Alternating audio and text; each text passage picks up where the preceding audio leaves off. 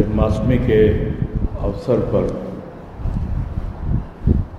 सामने वाणी आई, रखी गई। भक्ति की चेतावनी, क्रम संख्या 1201।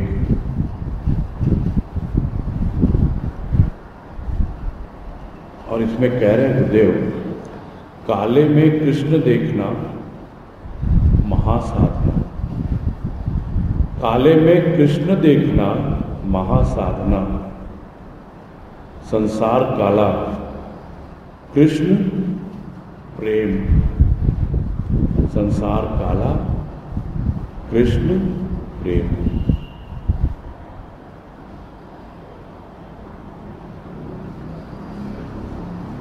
कृष्ण का जन्मदिन है आज। जन्माष्टमी हम हर वर्ष मनाते हैं और कृष्ण से संबंधित जो वाणी है यहाँ,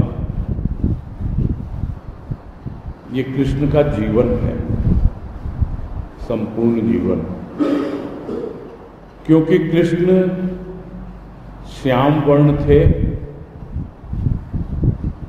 और गोपियों ने कभी उस वर्ण को नहीं देखा, उस रंग को नहीं देखा। उन्होंने तो प्रेम देखा जो कृष्ण के भीतर था, और वो प्रेम कृष्ण प्रकट करते हैं बांसुरी बजाकर। वो बांसुरी की धुन, वो बांसुरी के स्वर गोपियों को खींचते हैं, आकर्षित करते हैं। और इसीलिए कृष्ण जो है आकर्षण का ही पर्याय है। जहाँ कहीं हमें आकर्षण की अनुभूति हो, हम समझ लें वो कृष्ण ही हमें बुला रहा है, वो कृष्ण ही हमें खींच रहा है। और उस आकर्षण के पीछे जो शक्ति है, उस आकर्षण का जो स्रोत है, वो क्या है? वो है प्रेम। कृष्ण तो प्रेम की प्रतिमूर्ति है, किंतु फिर भी व्यवहार करते हैं सबसे, कौरवों से, पांडवों से, हर तरह से। और उनका जीवन एक संपूर्ण जीवन है। इसीलिए कहा जाता है कि कृष्ण का अवतार 16 कलाओं से परिपूर्ण है, पूर्णा अवतार है। किंतु अवतरित होते ही तो नहीं आ जाती चीजें। जैसे जैसे कृष्ण बड़े होते हैं, जैसे जैसे उम्र में बड़े होते हैं, आयु बढ़ती जाती है, वैसे वैसे हम देखते हैं किस प्रकार परिपक्वता उनके जीवन में है, कैसे दुनिया से व्यवहार करना है, कैसे लोगों से व्यवहार करना है। सब चीजें स्पष्ट कृष्ण के जीवन से समझ में आती हैं, किंतु सबके पीछे छिपा रहता है प्रेम। अब जब हम साधना करने चले हैं भक्ति की राह पर, तो साधारण साधना तो होती ही रहती है। साधना क्या है? साधना है साध्य के तक पहुंचना। और हमारा साध्य कौन है? हमारा साध्य है कृष्ण। वो कृष्ण जो सद्गुरु बनकर हमारे जीवन में आया है, वो कृष्ण जो वाणी की बांसुरी बजा रहा है, वो कृष्ण जो गीता का ज्ञान अपनी पुस्तकों के द्वारा, अपने लेखों के द्वारा, अपनी लेखनी और प्रवचन के द्वारा हमें दे रहा है। यही तो हमारा संसार है, यही तो हमारी दुनिया है।